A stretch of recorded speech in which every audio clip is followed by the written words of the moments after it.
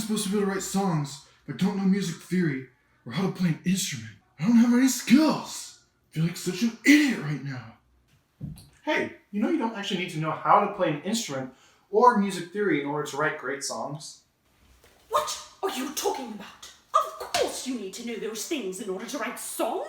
Why, it takes years of study and practice to... Nobody asked you perfectionism. Besides, some of the best producers don't know how to play an instrument and only know very basic music theory. Here, come with me and I'll show you how you can write a song even if you don't know an instrument or music theory.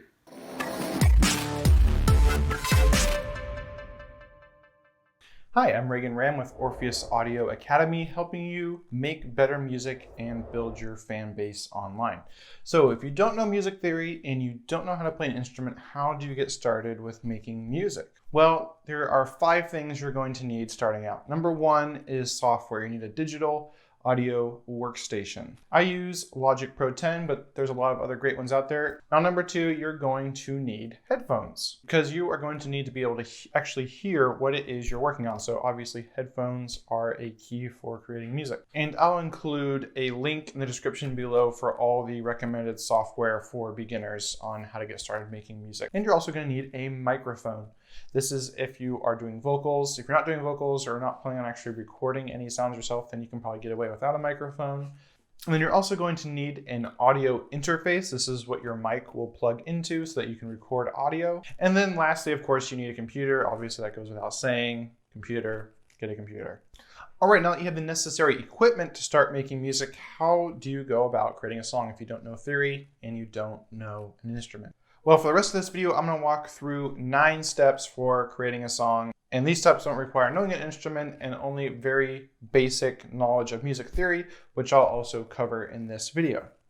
So step number 1 is to learn your DAW, learn your digital audio workstation. You need a basic understanding of how your tool works so you can go about creating music. And I'll go ahead and give you a basic overview of that right now. All right, so all DAWs are going to have the same basic layout. You got this big window right here. This is your timeline or your project window. This is where you will be putting in your tracks.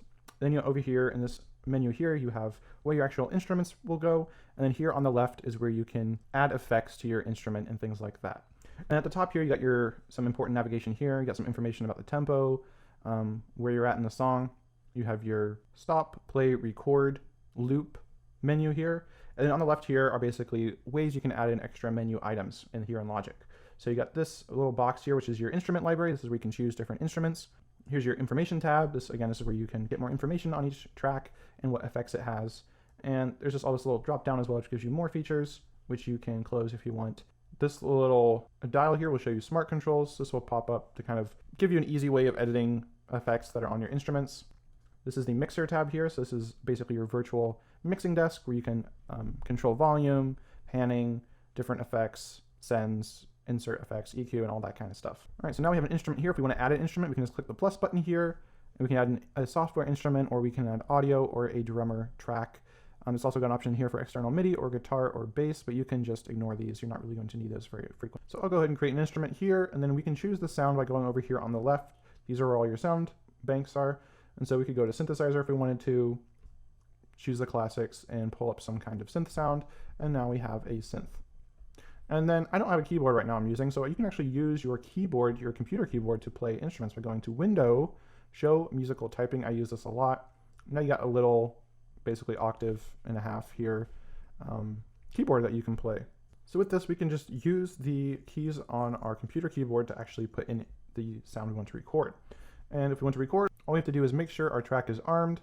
So you can see the little red R here. If I click on this song, click the R, or if I click on this track and I click R, now we know that that track is going to record. And so we can just hit the record button then right here. And there we've recorded something. And that is a basic overview on how to use Logic. All right, now that you actually know how to use your tool, now it's time to actually start creating a song. You're also going to need to know the structure of your song. So where will your verses go? Where will your choruses go? Bridge, intro, outro, all that kind of stuff. So you want to create the structure of your song. And you can do this as you go, but for the sake of this video, I'm actually going to create the structure first. All right, so now we're going to go ahead and create the structure of our song. We can do that by clicking this little drop down here, and this gives us access to Some different features here: arrangement, markers, signature, tempo. We're just going to pay attention to the markers here. So we're also going to use this selector tool here to kind of help measure our sections. I'm going to have this just measure a section of 8 bars because there's something called the 8-bar rule, which basically states that you want to change up something about your song every 8 bars so that people don't get bored. And I'm going to start here at 5 too, instead of right here at the front, in case I want to add an intro or some other lead in to this, and I have space for that. So now that we have our kind of our section, we'll go ahead and put in each of the areas of our song. So let's click the little plus here, which lets us put in a marker, and we're going to make this our verse 1, and then we'll have it lead into a pre-chorus, which will not be as long. Now we'll have it be the same way. I'll lead into a pre-chorus, and of course you can structure your song however you want to. This is just how I'm doing this one. And then we'll have the chorus. Now I'll just color code these to make them easier to see. I'll just hit Option C to bring up my colors. I'll make my verses blue. So we can close that up, and now we have the structure for our song. All right, now that we have the structure in place, it's time to start building our song. And again, there's a lot of different ways you can go about starting a song, but for the sake of this video, we are going to get started with the foundation or the groove and build our way up. So now we're going to create the chords. So what do you do? How do you create chords if you don't know music theory? Oh, you must know music theory in order to write chords. You have to memorize the firsts, the fourths, the seconds, the thirds, the fifths, the inversions. I thought we were writing a song. What's with all the math? Of course you need to know math in order to write music, you cotton-ninny-headed muggins. Pop quiz. What is the square root of 369,000? 3? 3? Why on earth would it be 3? What would you do in that situation? Gosh! No, you actually don't need to know any of that to create chords. No, wait. Sounded kind of important. Look, don't worry about it. You don't need to know music theory to create chords. After all, music theory just describes music that's already been written. Here, I'll show you. You can use a tool called autochords.com, and this will give you different chord suggestions based on the key you choose. So then we just have to pick a key song. So we can see a basic cliche chord progression here is D, A, B minor, G. Obviously, if you don't want to use cliche, you can kind of find some different examples of chords you like here. But I'm just going to stick with what's simple, what's tried and true for this song. And I'm going to stick with this chord progression here. So we got D, A, B minor. And I might be thinking, hey, I don't know the notes in D or A or any of these chords. Well, if you just hover over it, it shows you all the notes in that chord. So we know this chord is D, F sharp, and A. So if we go in here and we go in our instrument and we add the effect, pitch correction, this can then show you all the notes in a particular scale. So we're going to use the major scale and we're going to use D. So now this shows us all the notes in that scale. If you want to go really easy, you could just use the key of C because that's all the white keys and no black keys. But we're using D here. So we can see all the notes now in that scale. And we're going to go ahead and create now our chord. So we'll just right click and do create MIDI region. I'm not going to worry about the sound yet. I'm just going to drag this over for the whole, for half the verse section, because the verse section basically repeats twice, which is a very short verse section. So I'm probably actually going to have it like kind of continue into the pre-chorus, or maybe I'll even shorten the pre-chorus now that I think about it. This is a big common thing of songwriting. It's you change things on the fly. So I'm going to change this pre-chorus. Now we got our instrument here and we're going to put in our chords, double click on here. That brings up the piano roll and we know that our chords were D. So we're just going to write in those root chords first to make it simple. All triad chords, which is what we're doing, all basic chords, they have the root note and then they have what's called the fifth, which is the fifth note in the scale. So this is D. So if D is 1, E would be 2, F sharp 3, G 4, A would be 5. So you would move up to 5. Another easier way to do it is just to count up 7 total notes. If you don't know all the notes in the scale, which I don't, so we'll just click on these, hold down Option, and then move up 7 notes. 1, 2, 3, 4, 5, 6, 7. As you can see, we arrived at A. Either way we did it. Now we have our chords. But this isn't a complete triad chord, so we're going to add in the middle note, or what's called the third. And the trick for this is if it's a major chord, you just count up 4 notes. If it's a minor chord, you count 3. So this was D major, so we'll count up 4. 1, 2, 3, 4.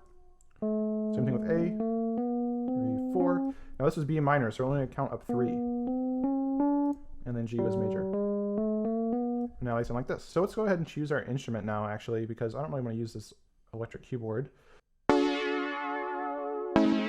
Yeah, I kind of like that. So we're going to go with that, but we're going to try and make these chords now a little more interesting. But before we do that, we're just going to make life easier for us when we do the bass, because the bass is just going to copy this root note for our chords. So we're going to go ahead and just copy these down a whole octave. And now we're just going to see how we can make these chords a little bit more interesting. So a way to do that is to make these chords suspended chords. And so what that means is basically you just take this middle note and you move it up or down in the scale. So we'll just try that and see how it sounds. So yes. Yeah, that sounds a lot more kind of dreamy, and it fits more with the genre I'm creating of a synthwave track. So I'm just going to bump this one up too and see how that sounds.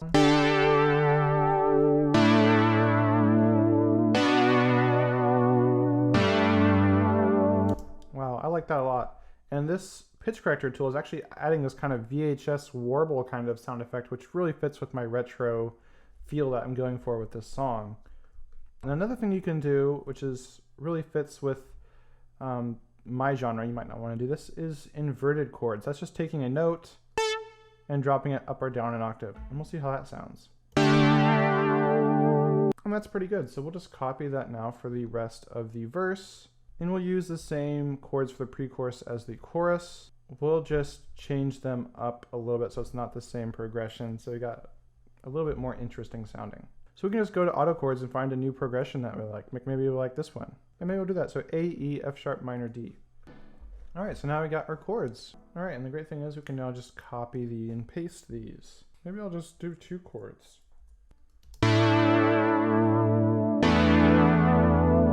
All right, I like that. So now we got all of our chords done. I caught you a delicious bass.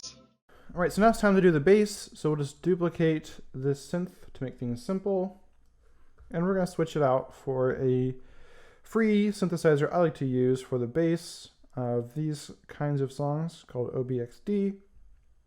I'm gonna pull up the factory preset of round bass 1. And I'm just gonna bring down the resonance on this and drop the filter amount too, just to make it a little darker. And then I'm literally just gonna copy all this. And I'm gonna pull this up, and then I'm just gonna delete all the top here.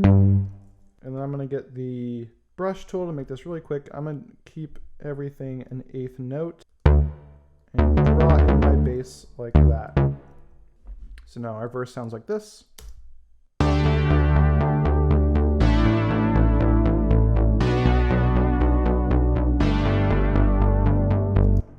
I'll do the same thing with the rest of the song.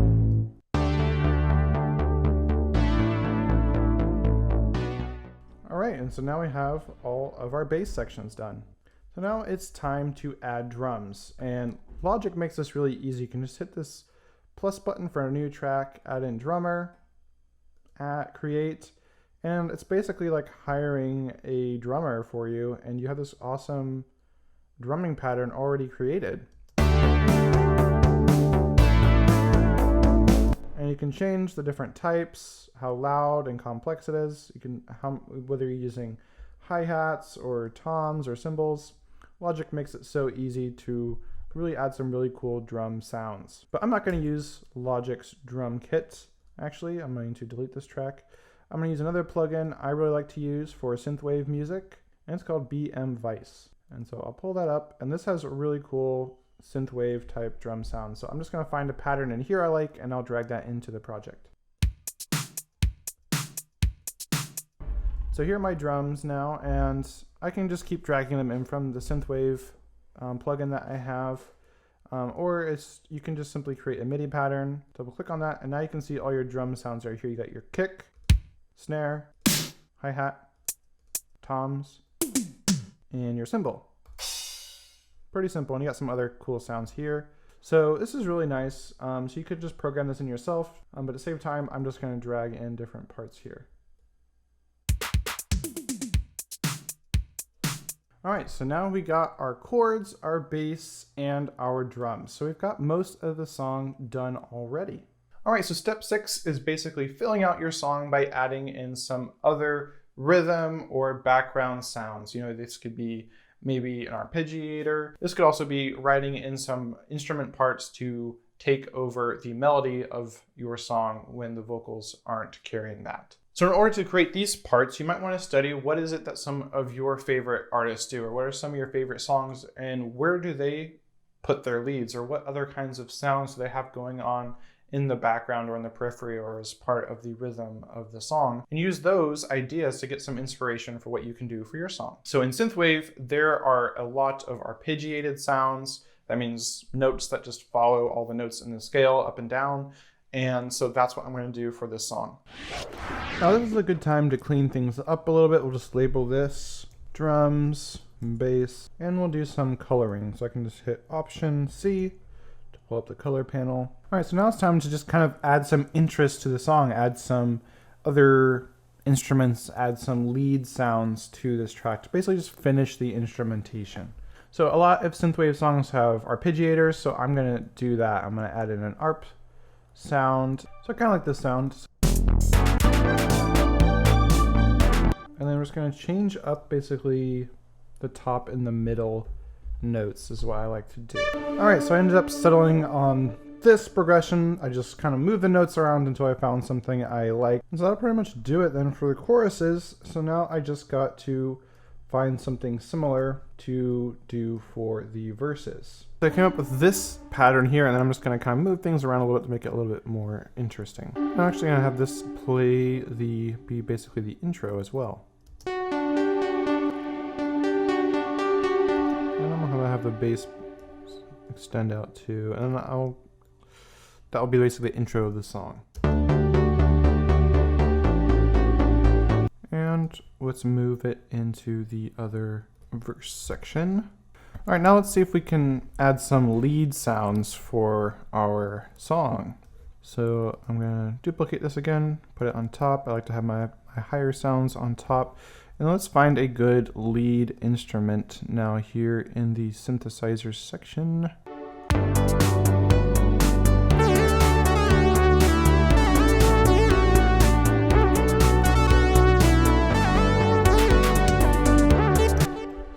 I created that lead, and we're gonna probably change the sound, but right now let's just focus on making this a little bit more interesting. So obviously if you could play an instrument, you could make the sound a lot more interesting. I can't play an instrument. I'm just hitting some keys here on my computer keyboard.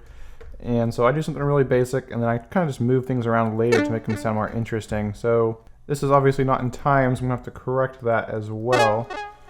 I'll play the second half a little bit better. So let's see if we can kind of get these in time. Alright, that sounds kind of interesting, so I might go with that. And things are getting a little bit loud, so I'm just going to select all these and just pull down the volume a little bit, because you can see we're clipping right here.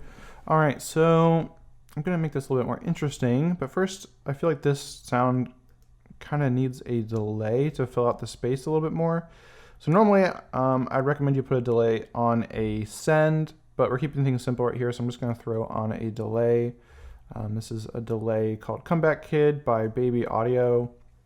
It's really nice for retro sounding delays. Alright, and I'm going to just also throw on some more reverb as well.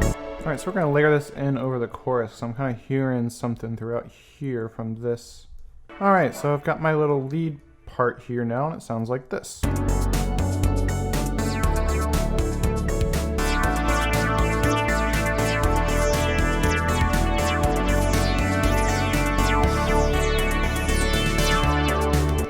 And all I did was just plug in notes that I thought sounded good, that I knew were in the scale. So that's all you do. You really just mess around. Here's what you got to work with. Here are your notes. You put them in, see what sounds good to you, and move on from there. So now that we have that, we can move this to our other chorus sections. And then I'm also going to just extend the end of the song here, because I'm going to plan on having this fade out. And that's pretty much it. Now we got our song, and you can be done here, or you know, you can always add in more little instrumentation and parts to make it a little bit more interesting. All right, now we're on to step 7, which is adding what I call spice to your song. So right now you got all your parts, you got kind of all your key instruments for your song, but it can be sounding a little stale, a little bland. And so that's where spice comes in. We can do some things to kind of spice up the song and make it sound a little bit more interesting. Now there's a lot of different things you can do to make really interesting transitions and just really spice up your song, but we don't really have the time to go into all of them in this video, so be sure to subscribe, because I'll be definitely doing videos in the future talking more about transitions and cool things you can do to make your songs just sound more interesting. But for now, we're going to do just a couple of things to help this song out. We're going to do some filter automation, and we might, take some things away and add some things in as well. So transitions, transitions are going to come between each of your sections. So here is kind of between the verse and the chorus.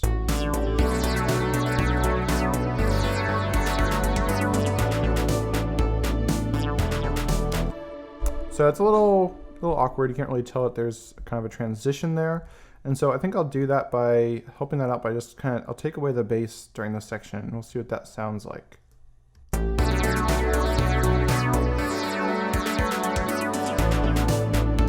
Just that alone kind of helps you hear the distinction that you're kind of building into something bigger. And I also might make the drums a little bit more simple during this portion. I think I might just take out... I'm not sure that I like this pre-chorus stuff here, so I'll just take that out for now. So like we said, we're going to filter these synths. So first we'll focus on filtering envelope here.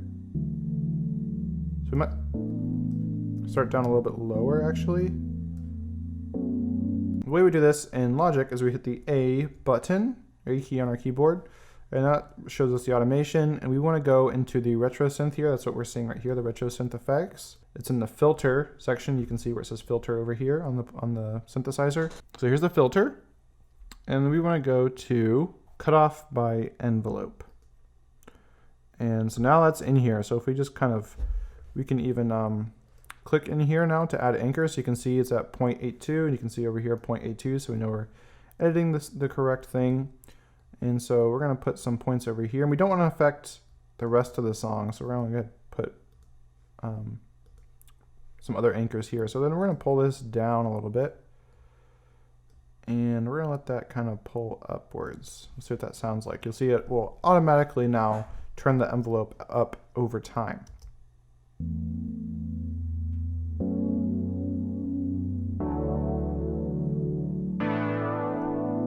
All right, so that's nice, but it's a little too quiet. So we want to automate to this. I believe this is the resonance right here. Yeah.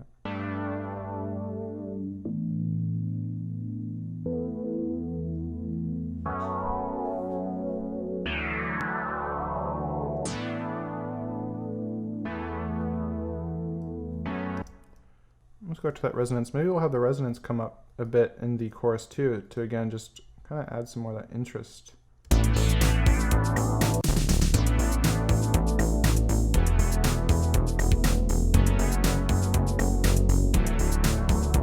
So we will select these, click on them, hold Option so we can copy, and we're just going to pull this over.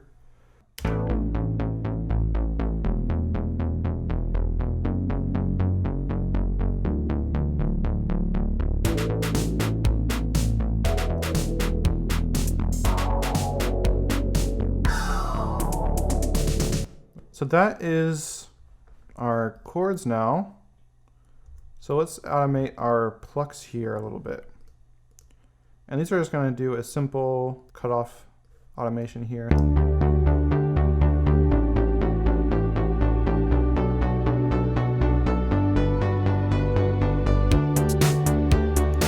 Actually, while we're at it, we're going to do the same thing with the bass.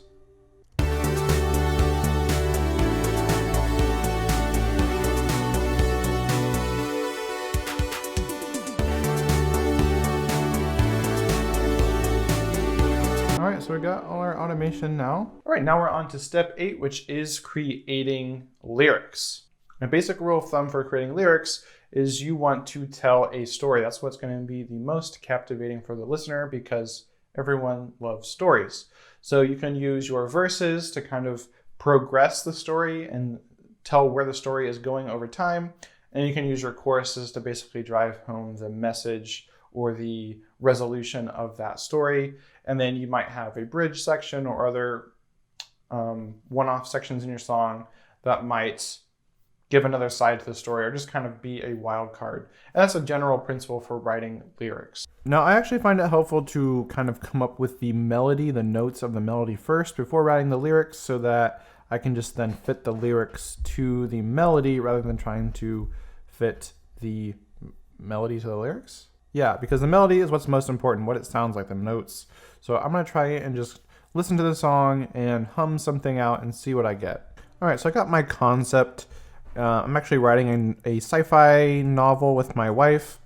And in that story, the main character is playing basically an online game with his friends. And in that game, his avatar is called Star Cow, and he's like this big leader in the game. So I'm just gonna make a goofy song about Star Cow and this person who wants to join his amazing village, city, colony thing. Another very handy tool for writing lyrics is rhymezone.com. Wow, these are bad lyrics. Everyone at school's gonna think I'm a freaking idiot because of you. All right, so once you get your lyrics done, it's now time to record the vocals. And you might be thinking, oh no, I'm not a singer. I'm not good at singing. What do I do? Well, you actually don't really need to be a great singer either to be able to put vocals to your song. So number one, you might think you're not a great singer, but you're probably better than you think. Otherwise, if you really just don't think your voice is that good, there's some other techniques we can do. We can use auto-tune, we can tune things to make them sound cool. We can use other different vocal effects, or you can just find someone else who can sing for you who is good at singing. Now I'm going to record myself singing the lyrics that I just wrote. This should be messy since I'm not a very good singer, but I'll show you some techniques after I've recorded them to kind of make them sound good, or at least in tune. Since I already got this audio track here.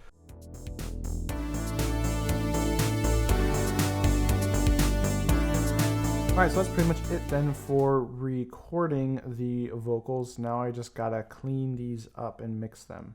Now before we go, I just want to show you how you can tune vocals. So even if you are not great at singing yourself, you can get your vocals at least on tune. So we can double click this, and then we can click this little double helix looking shape here called flex. Turn on flex. And then we're going to go to flex pitch, and now we can see, oops. And now we can see all the notes that are being sung here. And so key to doing this is first just highlight all these and just drag this pitch correction tool a little bit over. And you don't want exactly 100, but pretty close so you can get an idea of where the notes are supposed to be.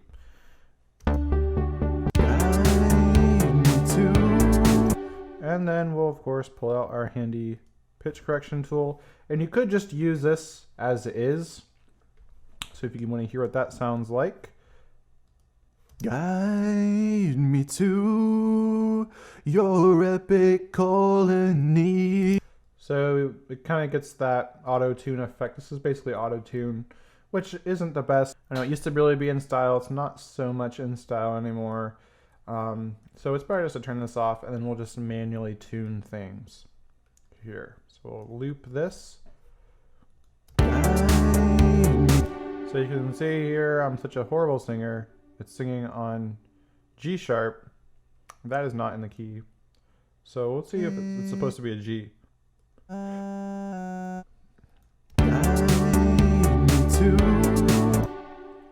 that sounds better. And this is going a little high here. You can see the line here is like where the middle of where I'm singing is. We can just pull down this vibrato a little bit to flatten it out so it stays more in the middle where it's supposed to be, in the middle of the note. And this is, I'm singing 2 here, so this is really supposed to be like one note. So yeah, and this is C sharp, which I guess is, yeah, is in the key. So let's and this sounds like it's supposed to be one note, so we'll just highlight all these, and we'll just go ahead and get that straightened out here. And then this is F, there's no F, so this should be probably F sharp. The fun thing is when you're tuning, you can really change stuff around and kind of get a different melody if you want. So like, what if I went, you know, up to B? What was that sound like? Not so good, but obviously you can go really crazy.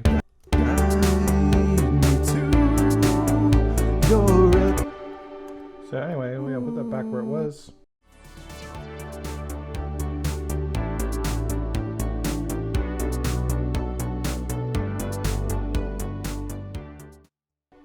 So that's it. Now it is in tune. It's a little sloppy, but that's kind of a quick way to go about and doing it. You'd normally want to spend more time kind of working on that. And then it also sounds a little dark because of the pop filter I'm using. It kind of encompasses my whole mic, so it's going to be a little dark. So I'm going to pull up the high end here with the EQ, just boost these high frequencies.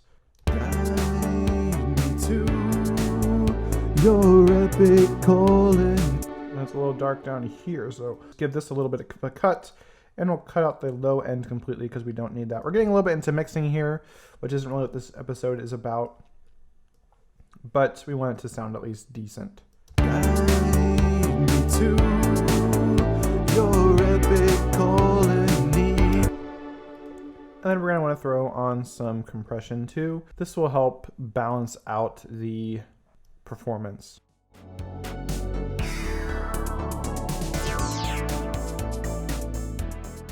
And that's basic vocal work right there. All right, so now you have written a song. Congratulations. Your first songs probably aren't going to be very good. They're probably actually going to be pretty bad, but that's okay because it takes a while to get good and you have to start somewhere. So embrace the bad, embrace writing bad music. Let yourself write a lot of bad songs. Just keep writing, and keep learning, and you'll get better over time. If you want more tips on how to write songs, be sure to grab my free hit creation checklist in the description below. This breaks down the 9 key elements that all hit songs tend to have in common. So if you're at a loss for how to create your song or how to structure your song, then be sure to grab this guide in the description below. All right, thanks for watching, and be sure to drop a yes in the comments below if you're going to embrace this mindset and you are going to go and make a song, even if you can't play an instrument, even if you don't know music theory. Be sure to drop a like if you found this video helpful, and I'll see you in a future video. Bye. This is pretty much the worst song ever made.